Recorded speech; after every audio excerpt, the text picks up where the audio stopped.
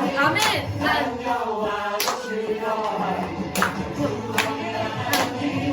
우리 정말 즐거우면서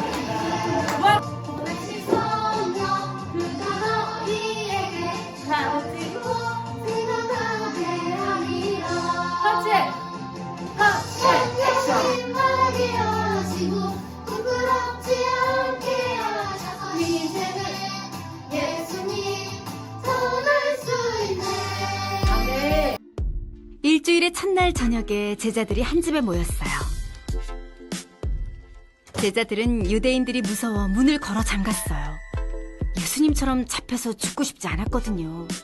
하지만 제자 몇 명이 다시 살아나신 예수님을 보았다는 소식이 들려왔어요. 그것이 사실일까요? 제자들이 모여있을 때 예수님이 그들에게 나타나셨어요. 너희에게 평강이 있을지어다. 제자들은 무서웠어요. 정말 예수님일까요? 어쩌면 유령일지도 몰라요. 왜 두려워하느냐? 바로 나다. 나를 보고 나를 만져보아라. 유령은 살과 뼈가 없지만 내겐 있다. 나는 유령이 아니다. 예수님은 손과 옆구리를 보여주셨어요. 제자들은 예수님의 상처를 보았어요. 예수님이 다시 살아나셨다니 너무 기쁜 소식이에요. 예수님을 다시 만난 제자들은 너무 기뻐서 웃으며 춤추고 노래했어요. 제자들이 예수님께 생선을 가져다 드리자 예수님이 드셨어요. 예수님은 그들에게 성경 말씀을 설명해 주셨어요. 성경은 나에 관한 책이다. 예수님은 제자들에게 그들이 해야 할 일이 있다고 말씀하셨어요. 예수님은 사람들이 죄를 용서받을 수 있게 하려고 죽으시고 부활하셨어요. 제자들은 사람들에게 죄를 회개하고 용서받으라는 말을 전해야 했어요. 너희에게 평강이 있을지어다. 하나님이 나를 보내신 것처럼 나도 너희를 보낸다. 예수님은 제자들을 향해 숨을 내쉬며 말씀하셨어요. 성령을 받으라. 예수님은 제자들을 보내 모든 사람들에게 예수님이 부활하셨다는 소식을 전하게 하셨어요.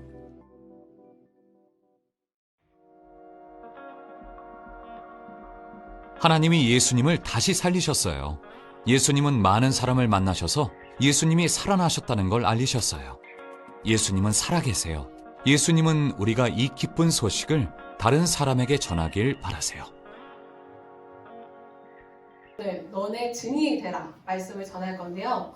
오늘 제자들에게 누가 나타나셨죠? 예수님이 나타나셨어요. 여러분, 예수님이 십자가에 못 박혀 죽으시고 3일 만에 일어나시고 그 다음에 다시 살아서 오셨는데 며칠 동안 있다가 다시 하늘로 올라가셨을까요? 왕왕왕왕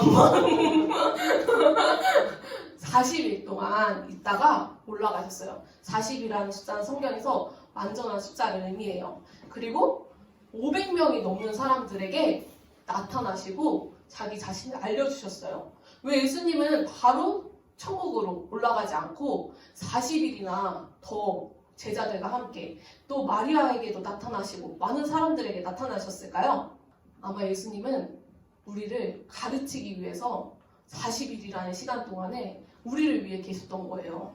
여러분, 그렇기 때문에 우리는 이 자리가 너무너무 중요해요.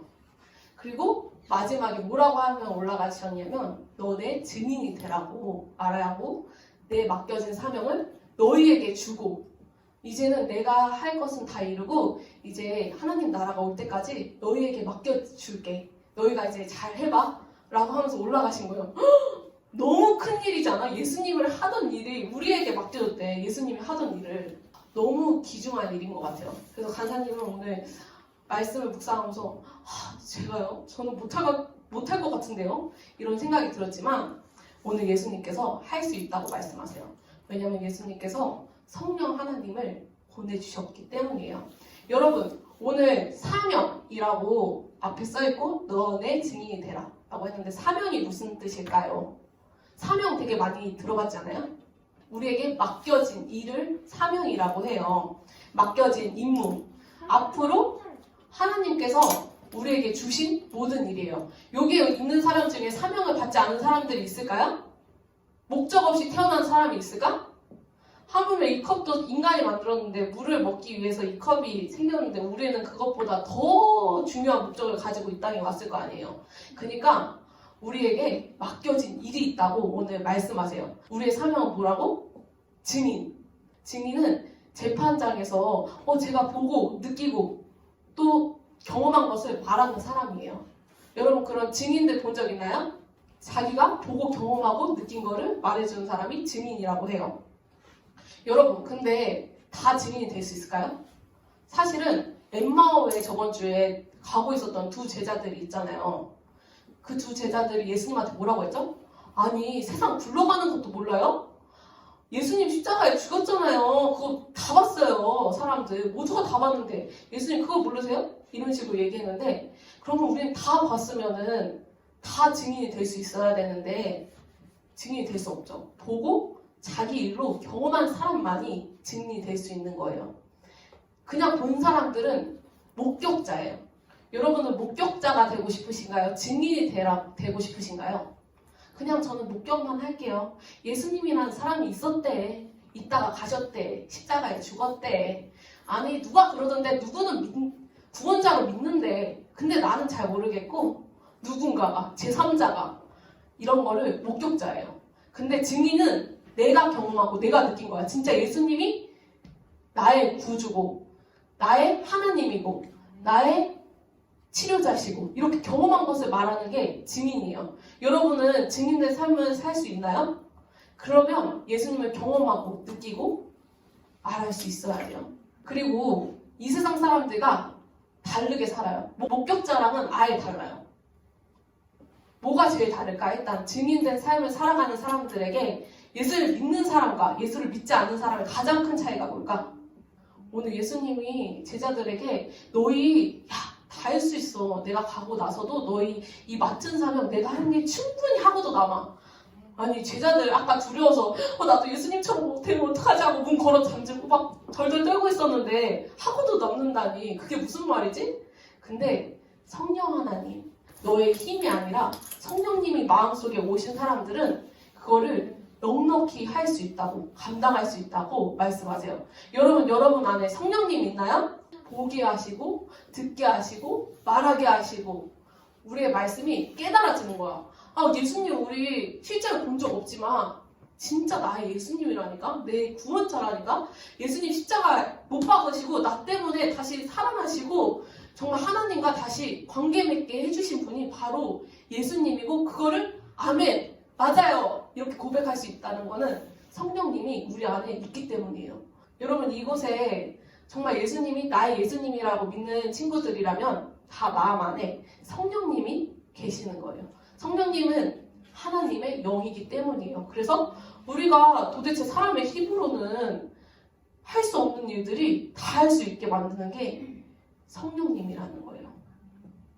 그러면 예수님께서 오늘 안 가시고 계속 남아있었다고 했잖아요. 왜 남아있었다고 했죠? 우리에게 증인된 삶을 먼저 보여주신 거예요. 그리고 십자가의 부활을 가르쳐주시고 다락방에서 예수님을 알고 말할 때 제자들이 깨달아지고 마음이 뜨거워졌다고 했어요. 그런데 만약에 예수님이 그냥 홀라당 안녕 하고 바로 갔어.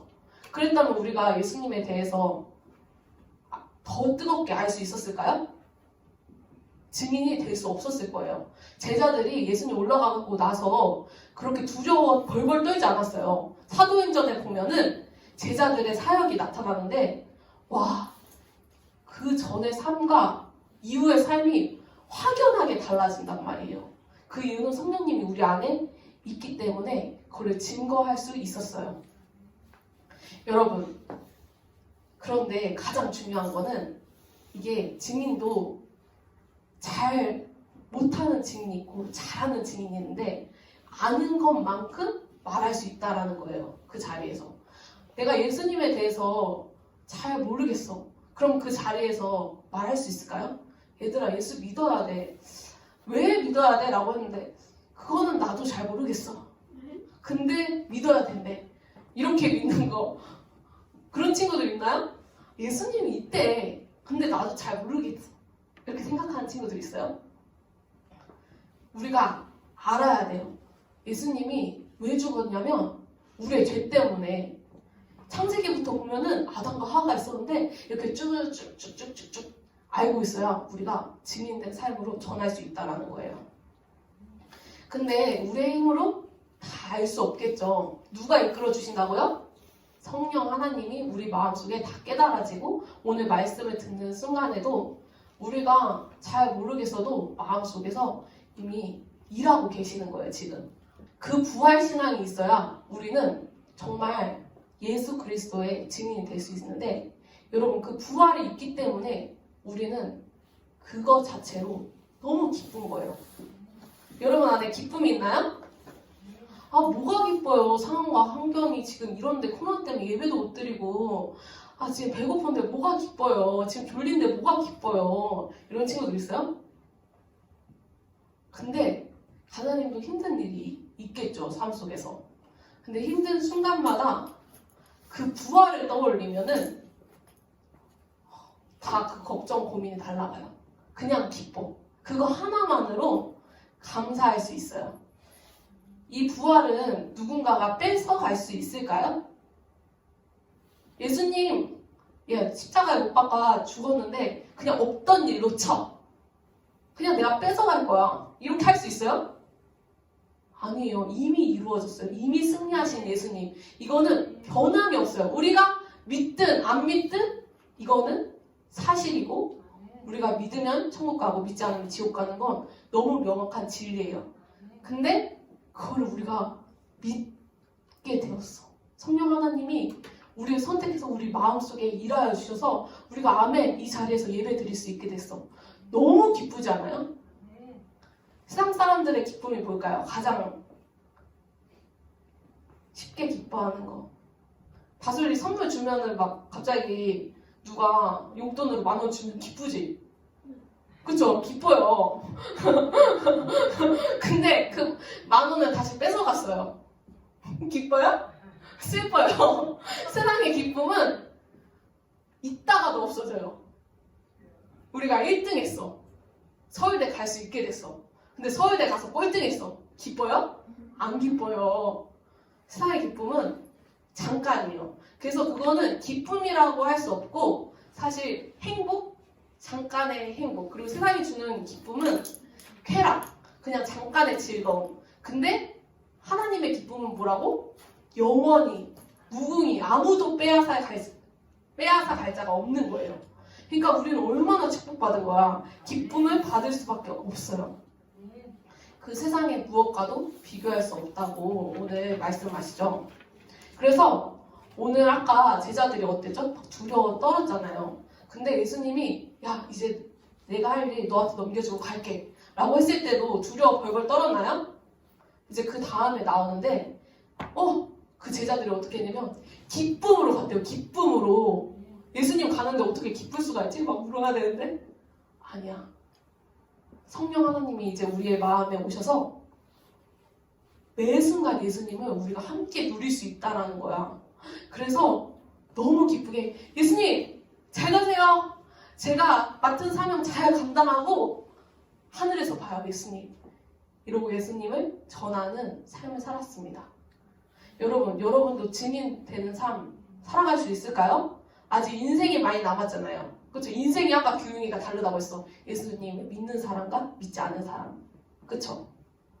근데 그 증인된 삶을 살기 위해서 우리의 힘으로는 살 수 없다고 말씀하시죠. 그래서 오늘 예수님께서는 그 필요를 다 채워주세요. 첫 번째로 뭘 줬을까요? 증인이 되기 위해서 첫 번째 선물을 뭐 줬죠? 평강. 맞아요. 평강을 주셨어요. 여러분, 평강이 뭘까요? 단어들이 다 너무 어려워. 성경에 나오는 거. 그렇지만 네이버에 찾으면 다 나와 있어요. 평강은 어떤 선물이냐면 두려울 때 그 약을 먹으면 한 번에 물리친대. 여러분 그런 약 들어본 적 있어요?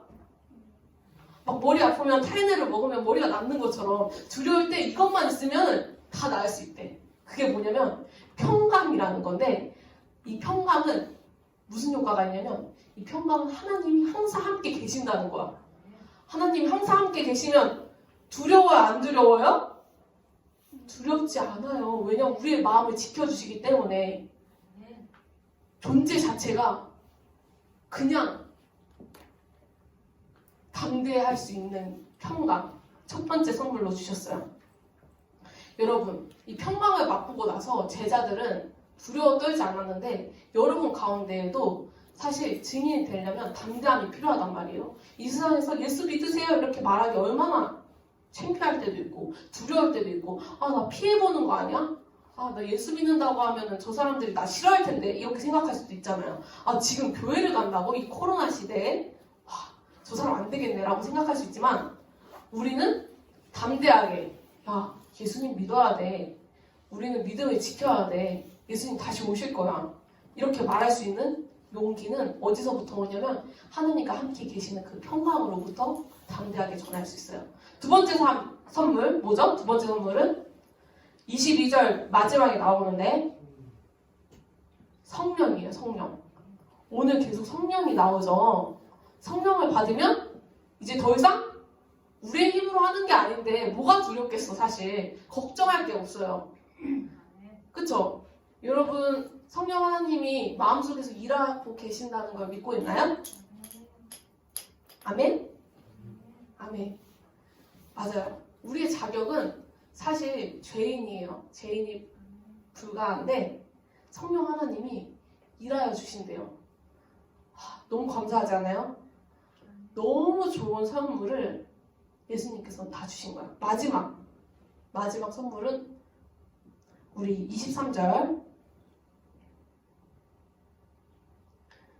23절 아니고 21절에 나와요. 21절 같이 한번 읽어볼게요. 시작. 예수께서 또 이르시되 너에게 평강이 있을지어다. 아버지께서 나를 보내신 것 같이 나도 너희를 보내노라. 와, 아버지께서 나를 보낸 것 같이 너희도 똑같이 보내다 말씀하세요. 우리 예수님과 똑같이 보내받은 사람이래요. 믿어지시나요? 사명. 하나님이 일을 우리에게 맡겨온 거예요. 원래 하나님은 불가능도 가능케 하신다고 했잖아요. 그래서 우리도 정말 죄인이고 우리의 힘으로는 아무것도 할 수 없지만 하나님께서 너 능히 할 수 있어. 그러니까 내가 너한테 맡겨주는 거지. 우리 한두 살 아이들한테 심부름 시키나요? 밥만 먹을 수 있는 울기만 하는 애한테 야, 너 왜 안 갔다 와? 지금 가서 우유 하나 사오라고. 너가 그래서 먹어. 이렇게 할 수 있어요? 못해요. 그쵸? 그러면 아동학대야. 근데 하나님께서는 우리가 능히 감당할 수 있는 거를 믿고 계시고 지지해 주시고 응원하고 계시기 때문에 우리는 충분히 감당할 수 있는 사람들이라고 불러주신 거예요. 여러분, 우리는 너네 증인이 되라. 예수님은 딱 이렇게 한마디 하고 가신 게 아니에요. 그 전에 제자들과 사역도 같이 하시고 또 십자가에 죽으시고 부활하시고 다시 와서 또 성경을 가르치시고 선지자들의 말씀을 해석해 주시고 이 모든 일을 다 필요를 넉넉히 채워준 다음에 너 내 증인이 되라 라고 말씀하셨어요. 여러분, 기뻐요 안 기뻐요?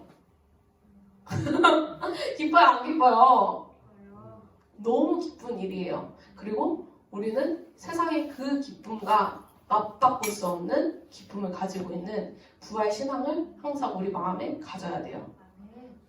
여러분, 예수님은 정말 부활하시고 존재 자체가 그냥 계신 분인데 우리가 그것을 예배할 수 있고 함께 나와서 찬양할 수 있다는 것만으로도 사실 난 여호와로 즐거워하리, 난 여호와로 너무너무 즐거워해야 돼요.